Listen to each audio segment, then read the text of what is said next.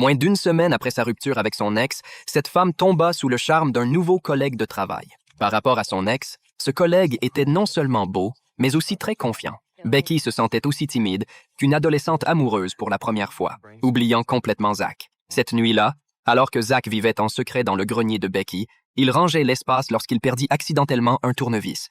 Malheureusement, Becky, qui n'était pas encore endormie, entendit du bruit venant du grenier. Le matin, Zach fut réveillé par des coups frappés contre le plafond. Becky pensait que des souris s'étaient introduites dans le grenier et qu'il fallait les effrayer. Cependant, elle savait que cette méthode était inefficace. Se rappelant alors de son ex, elle décida de téléphoner à Zach pour lui demander de l'aide. Zach, étant dans le grenier, ne pouvait pas répondre. Becky lui laissa un message vocal. Le soir venu, alors que Becky dînait seule avec son collègue, tous deux étaient en pleine conversation lorsqu'un appel de Zach arriva. Becky, en voyant l'appel, appuya directement sur le bouton de mise en sourdine.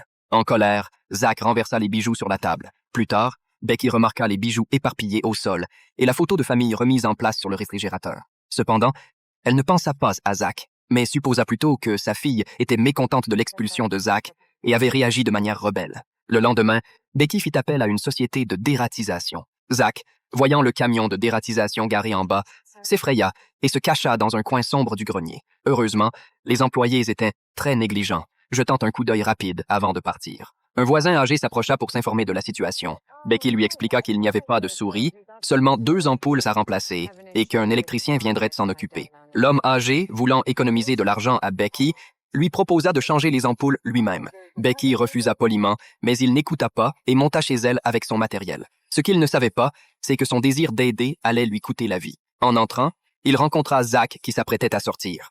Zach s'empressa d'expliquer que Becky l'avait appelé pour réparer l'électricité. Le vieil homme, astucieux, ne dit rien et s'éloigna immédiatement. Mais il était déjà trop tard.